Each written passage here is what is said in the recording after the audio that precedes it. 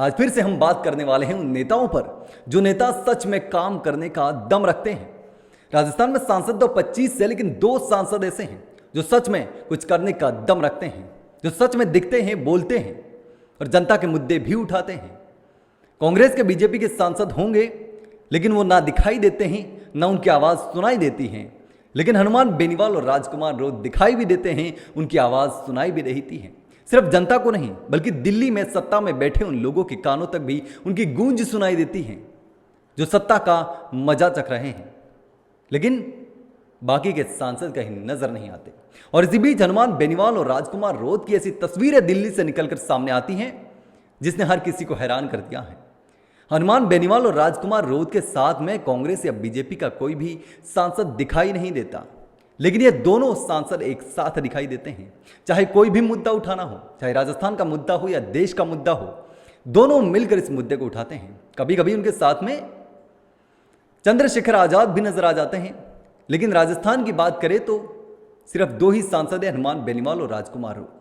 वैसे तो ये दोनों ही नेता इंडिया गठबंधन का हिस्सा हैं, लेकिन बावजूद इसके इनके साथ में कभी कोई कांग्रेस का सांसद दिखाई नहीं देता। राजस्थान में झालावाड़ में स्कूल हादसा हुआ था और उसकी भी जो आवाज उठाई थी, उसके साथ में हनुमान बेनीवाल और राजकुमार रोत के साथ में कोई कांग्रेस का सांसद नहीं था, ना कोई बीजेपी का था। बीजेपी का तो आएगा नहीं क्योंकि उनकी सरकार है, लेकिन कांग्रेस का भी नहीं था। हनुमान बेनीवाल कहते हैं कि मैं इंडिया गठबंधन का हिस्सा हूं, भले ही राजस्थान में कांग्रेस का सपोर्ट नहीं करते हो, लेकिन इंडिया गठबंधन का हिस्सा है तो दिल्ली में उनके साथ कोई नजर क्यों नहीं आ रहा। राजकुमार रोत और हनुमान बेनीवाल जब सीढ़ी पर बैठकर राजस्थान में झालावाड़ में 7 मासूमों की जान जाने के बाद में इस मुद्दे को उठा रहे थे और न्याय की मांग कर रहे थे, तब उनके साथ में कांग्रेस का कोई सांसद नहीं था। उनके साथ में कोई मौजूद था तो चंद्रशेखर आजाद था और आम आदमी पार्टी से संजय सिंह थे और हनुमान बेनीवाल और राजकुमार रोत थे, इसके अलावा कोई नहीं था। और अब जो तस्वीर सामने आ रही है उसमें भी हनुमान बेनीवाल के साथ में राजकुमार रोत भी दिख रहे हैं, यानी दोनों कंधे से कंधा मिलाकर चल रहे हैं।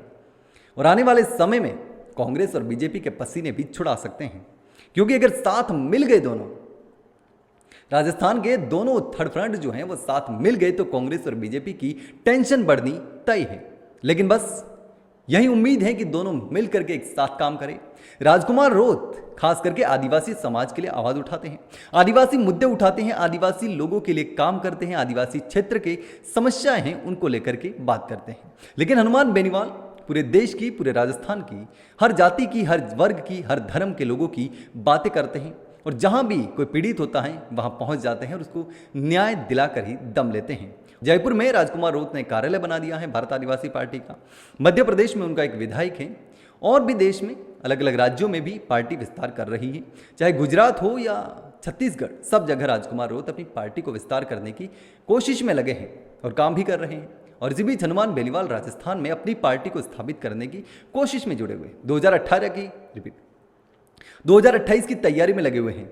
हनुमान बेनीवाल अभी से, उनका धरना भी इसी के संकेत देता है और जितने भी कार्यक्रम कर रहे हैं कहीं ना कहीं 2028 उनके सेंटर में रहता है और उसी की बात करते रहते हैं।